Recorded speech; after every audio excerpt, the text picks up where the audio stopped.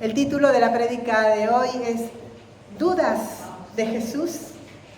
Este tema lo hemos hablado bastante en los estudios bíblicos, pero ahora lo he compactado en una predicación, porque siempre que atravesamos por dificultades, por situaciones difíciles, duras, decimos, Dios es bueno. Cuando vemos ahora las guerras y vemos catástrofes y vemos gente morir, decimos, Dios es bueno. Y hay una película que se llama Dios es bueno todo el tiempo, Dios es bueno. Bueno, no se llama así la película, pero sí en esa película había dos pastores que continuamente se ministraban, Dios es bueno. Y él contestaba, todo el tiempo, Dios es bueno. Entonces, pero esas frases y esas porciones que hemos leído, la bondad de Dios, el amor de Dios, pero cuando ven nuestros ojos cosas tan diferentes, empezamos a dudar del amor de Dios, inclusive malinterpretamos a Dios. Empezamos a decir, es Él el que hace todo el mal en este mundo. Empezamos a tener pensamientos que me van alejando de la verdad, porque Dios es amor. Y el amor es una fuerza muy grande. Y ese amor ha sido demostrado ya. Nos ha enviado a su Hijo Jesucristo. Y si nosotros escudriñamos la obra redentora de Jesús, vemos que Dios es amor. Porque fue en Jesús quien se llevó toda la maldición que vemos en el mundo entero, las aflicciones, enfermedades, pecados, todo fue clavado en la cruz, ya está hecho. Ahora lo único que tengo que hacer es con mi fe en Él, extender mi mano y conseguir la bendición. Con mi fe, ya está hecho, ya está hecho. Tú solamente acércate a aquel, a Jesucristo, y Él va a empezar a proveer todo lo que tú necesitas. Todo. En Jesús lo tenemos todo. En Jesús tenemos plenitud, incluso en los valles de sombra y de muerte. Él está con nosotros. Incluso al borde de la muerte decimos, Jesús, gracias porque me voy a liberar de este cuerpo que me ha dado tantas tribulaciones y malos ratos. Todo es bueno en Jesús, todo es bueno. Y Dios es bueno y es amor. Pero aquí en este pasaje que vamos a compartir, que vamos a ir viendo versículos, está en Lucas 7. Vemos a un hombre de Dios, un hombre que Jesucristo mismo lo consideró el profeta más grande que existió en todos los tiempos.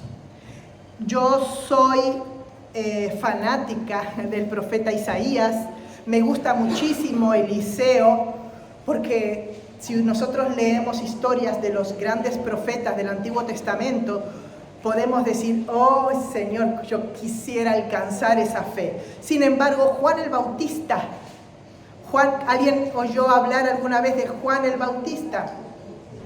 Juan el Bautista es el último de los profetas del Antiguo Testamento. Cuando las profecías bíblicas cesaron, hubo 400 años de silencio. O sea, desde el Antiguo Testamento al Nuevo Testamento, nosotros pasamos página. Creemos que es seguido, pero hubo 400 años que ya Dios no habló a Israel. Ya no había profeta en Israel. Estaba bajo el imperio romano, cautivo. Israel estaba esperando al Mesías, esperando a aquel que los libraría del poder romano, esperando a aquel que les ayudaría en esa esclavitud, en esa opresión, y esperando el cumplimiento de las profecías. Surgió Juan el Bautista. Y lo que hizo Juan el Bautista fue anunciar las profecías de Isaías. Yo soy la voz que clama en el desierto. Enderecen el camino. Vendrá el Mesías. Es próximo, ya está llegando. Y ustedes saben que cuando... Ahora vamos a leer primeramente esta parte. Dice, los discípulos de Juan, vamos a ir a San Lucas 7, versículo 18. Los discípulos de Juan le dieron las nuevas de todas estas cosas. Y llamó Juan a 2 de sus discípulos y los envió a Jesús para preguntarle, ¿eres tú el que había de venir o esperaremos a otro? Cuando pues los hombres vinieron a él, dijeron, Juan el Bautista nos ha enviado a ti para preguntarte, ¿eres tú el que había de venir o esperaremos a otro? Bien, vamos a empezar diciendo que Juan el Bautista fue aquel que fue bautizado con el Espíritu Santo cuando aún su cuna era el útero de su madre. Aleluya. Cuando María fue a visitar a Elizabeth y las dos estaban embarazadas, dice que cuando María llegó, creo que lo puse en Lucas 1, 41 al 44, está narrado ahí que cuando recibió el saludo de María, el bebé saltó de alegría en el vientre y fue llena del Espíritu Santo. Era Juan el Bautista. Eran amigos ellos dos, eran primos seguramente. Entonces, era un hombre que estaba ya dedicado a preparar el camino del Señor. Era contemporáneo de Jesucristo. Nació en los tiempos de Jesús, nació en los tiempos donde Israel estaba bajo el Imperio Romano. Y él estaba por los desiertos, anunciando que venía el Mesías. Él era un hombre audaz, perspicaz, valiente. Él se enfrentaba a los fariseos y les decía, generación de víboras. Él les decía, prepárense, porque Dios puede levantar aún de las piedras hijos de Abraham. Porque los fariseos recuerdan que eran muy orgullosos. Yo soy hijo de Abraham, hijos de Abraham. Pero él dijo que aún de las piedras podía Dios levantar hijos de Abraham. Ustedes son piedras vivas, aleluya. Son edificio de Dios todos juntos. Nosotros tenemos la piedra preciosa que es Jesucristo y edificamos en Él nuestras vidas. Juan el Bautista, incluso a Herodes, lo atacó de tal manera que lo colocó en la cárcel. O sea, esto lo que hemos leído, Juan el Bautista lo dice desde la cárcel. A Herodes le dijo que estaba en adulterio y él anunciaba polémicamente el evangelio. Anunciaba y la gente se turbaba y anunciaba el bautismo del arrepentimiento. Él bautizaba, por eso le dijeron Juan el Bautista. Y las multitudes venían a él. Y el bautismo del arrepentimiento es el bautismo del antiguo pacto. Porque tú tenías que venir al Señor, arrepentirte, si no la ira de Dios caía sobre ti. Entonces, él con esas profecías de Isaías era la voz que clamaba en el desierto.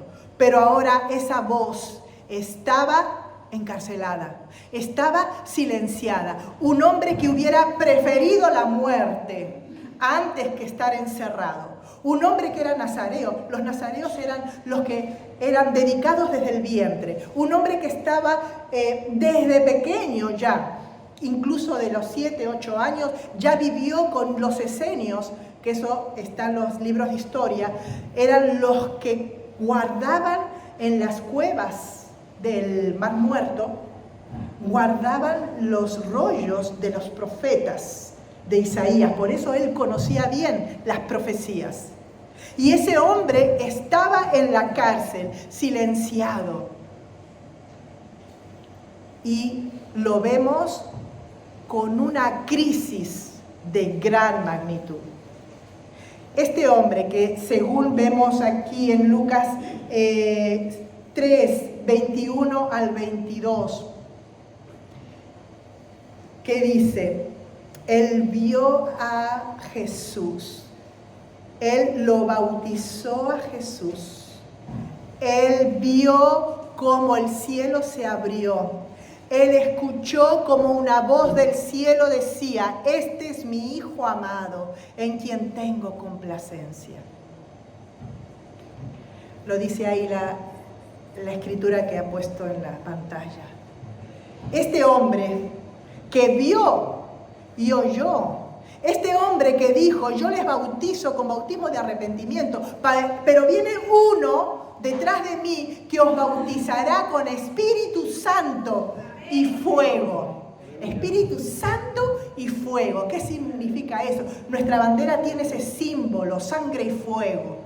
Porque ahora por la fe en la obra de Jesús, en que Jesús se llevó toda maldición de mi pecado, de toda mi vida de pecado, tengo la oportunidad de la vida de Él dentro de mí. Por mi fe. Por mi fe, Él me bautiza con Espíritu Santo y fuego, Jesucristo. Y bautizado significa repleto, lleno, de dentro y afuera, metido en la pecera, sumergido en el río de agua viva. Eso es posible por nuestra fe en nuestro Señor Jesucristo, nuestra fe en lo que Él hizo hace 2000 años atrás, ya lo hizo. Y tu fe puesta ahí te da la posibilidad de tener el poder del Espíritu Santo. Bueno, nosotros somos una iglesia que no bautizamos en agua, pero es lo mismo, bautizamos con el compromiso del pacto del soldado, ¿no? Todos los que hicieron el curso de soldados vieron que hemos estudiado la Biblia desde el principio hasta el fin, las doctrinas, y luego deciden públicamente seguir el camino del Señor siendo un soldado del ejército de salvación. Otras iglesias hacen los bautismos sumergidos en agua, pero nosotros entendemos que el bautismo del Espíritu Santo es el que Jesús hizo para cada uno de nosotros por nuestra fe en Él. Entonces vemos a un hombre que está deprimido, en crisis, diría, en crisis de fe. Yo lo interpreto así. Él que dijo, mandó a sus mensajeros, díganle a Jesús si es Él el que habría de venir o esperaremos a otro. ¡Ah! ¡Qué crisis de fe! Imagínense él en la cárcel pensando, ¿y si yo a las multitudes las conduje a la persona equivocada? ¡Qué tremenda oscuridad le llegó a su corazón! ¿Y si yo a las multitudes que guié hacia Cristo me equivoqué y no era Él el Mesías? ¿Qué duda le entró en su corazón al hombre que ha sido bautizado con el Espíritu desde el vientre de su madre? ¿Qué podemos esperar nosotros, no? Si dudamos. Pero bueno, él lo dudó. Y podemos nosotros sufrir este tipo de situaciones. ¿Será que Dios está por mí con todas las cosas que me está pasando? ¿Será que Dios quiere abrirme el camino, que veo todas las puertas cerradas? Estoy encarcelado, estoy oprimida en esta opresión del diablo. Las cadenas que nos atan. Él le pasó igual. Y este tipo de dudas vienen por las circunstancias, claro está. Porque él, si hubiera estado libre, no hubiera dudado. Pero él estaba en una circunstancia en que no podía hablar las grandes cosas que Jesús vino a hacer por el mundo. Y también porque estaba esperando, seguramente, lo mismo que los demás. Estaba esperando la liberación de Israel de Roma. Seguramente que él tenía esa fe de que venía el Mesías ya a librarlos de Roma, de los tributos, de los impuestos y de la tiranía de los imperios, porque no eran buenos los imperios. A la nación que dominaban los hacían pasar muy mal, muy mal. Seguramente que esa esperanza que Juan el Bautista tenía en el Mesías, como no veía resultados, ¿saben? Hay un proverbio que si lo puedes poner, Proverbios 13:12 creo que es, o 12:13, dice 13:12, la esperanza que se demora es tormento del corazón. Cuando tú estás esperando y esperando que suceda algo, esperando, y en Dios incluso, y le oras y estás esperando y no pasa nada, tus emociones comienzan a debilitarse y a enfermarse. Por eso el proverbio dice, la esperanza que se demora es tormento del corazón. Y tenemos nosotros, gracias, la Escritura para poder solucionar estos temas. Y cuando nosotros estamos esperando, sigamos esperando en el Señor, porque el Señor está por ti. Y si estás metido en una situación difícil, y es por causa a veces tuya, porque Dios no te va a meter en enfermedades porque Dios no enferma. El Señor vino sanando a los oprimidos por el diablo. No vino enfermando a la gente, vino a liberar. Pero si nos metemos en situaciones así, o el diablo nos ataca de esa manera, nosotros como cristianos tenemos el privilegio de que esa circunstancia me acercan a Dios, me ayudan a clamar, me hacen ver a un Dios que responde. Las circunstancias en que estemos pasando difíciles, en Cristo podemos tener la victoria y no hundirnos. Ese solamente es el privilegio de los hijos de Dios. Los hijos de Dios tenemos esa herencia, esa bendición, que todas las cosas obran para bien. Aún si el diablo viene y te da duro y te zarandea, esto va a ser para bien. Yo me voy a acercar al Señor y Él me va a enseñar algo más profundo, me va a hacer ver su gloria, me va a abrir los ojos espirituales. Entonces vemos aquí que puede ser que esta duda haya sido por esa circunstancia dura y difícil en que Juan el Bautista se encontraba. Y seguimos entonces. Vemos desde el versículo 21, dice, en esa misma hora sanó a muchos de enfermedades y plagas y de espíritus malos, y a muchos ciegos les dio la vista. Bueno, entonces, no me gusta cómo respondió Jesús. ¿No se dan cuenta que inmediatamente no les dijo a los mensajeros, díganle a Juan el Bautista que hizo un excelente trabajo, que la gente en el desierto me sigue, que estoy predicando a multitudes y gracias a que Él les anunció de que yo venía? No, vinieron los mensajeros de Juan el Bautista a decirle, Juan el Bautista está diciendo, ¿eres tú? Y en esa misma hora, no le respondió. Dice que comenzó a sanar a los enfermos, dio vista a los ciegos, a los paralíticos le hizo caminar. En esa misma hora, me imagino los mensajeros de Juan el Bautista esperando. ¿Qué le vamos a responder a Juan el Bautista? Esperando la respuesta de Jesús. A veces vemos a Jesús como si fuera indiferente, si ellos habían sido amigos, porque en la misma Escritura dice, ¿cómo va a estar en ayuno el amigo del esposo?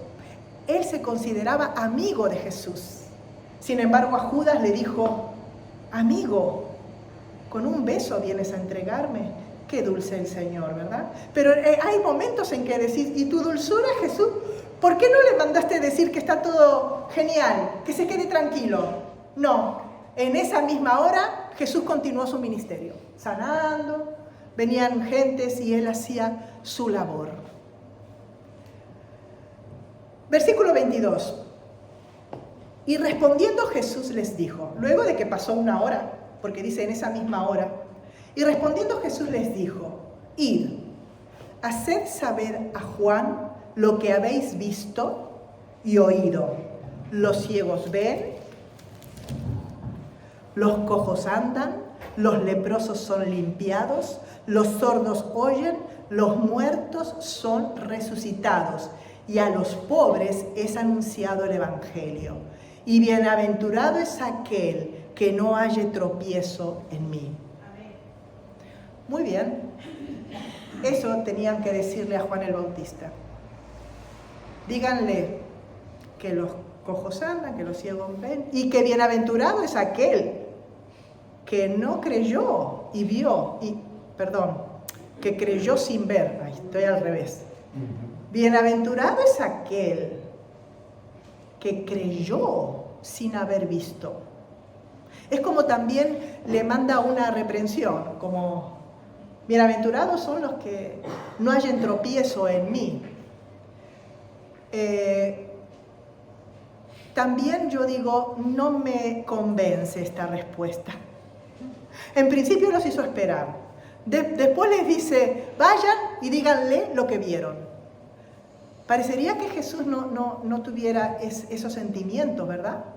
Que a mí me gustaría, ¿no? Cuando uno está trabajando para el Señor, a mí me gusta decir, ánimo, bravo, palabras que emocionalmente me levanten, un abrazo, mándale un abrazo a Juan el Bautista, que lo necesita, sería hermoso.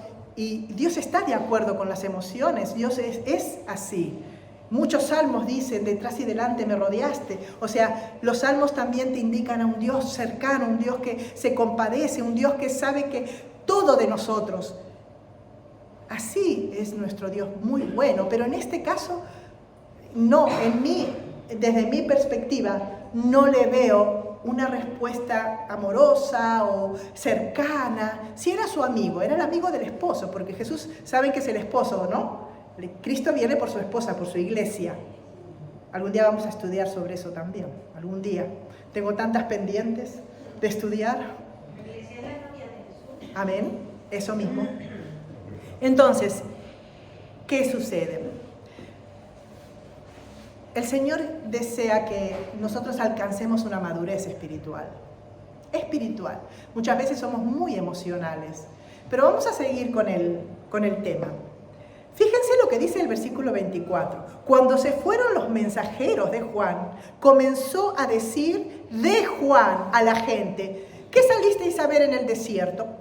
¿Una caña sacudida por el viento? ¿Mas qué salisteis a ver? ¿A un hombre cubierto de vestiduras delicadas? He aquí, los que tienen vestiduras preciosas y viven en deleites, en los palacios de los reyes están. ¿Mas qué salisteis a ver? ¿A un profeta? Sí, os digo, más que profeta.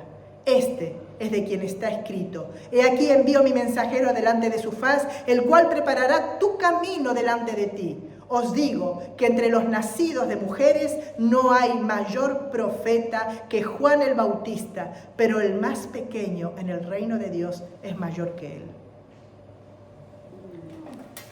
Jesús esperó que los mensajeros se vayan.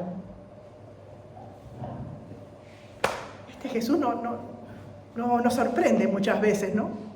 Los mensajeros se fueron.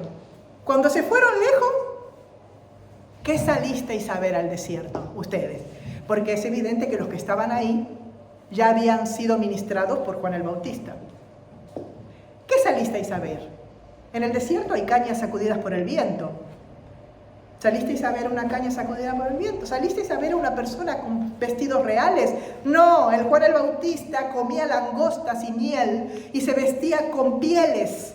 Así era Juan el Bautista, no se encargaba de sí. Langosta, miel por su barba, quién sabe cómo estaría. Pero le dice Jesús, pues este profeta es el más grande que existió.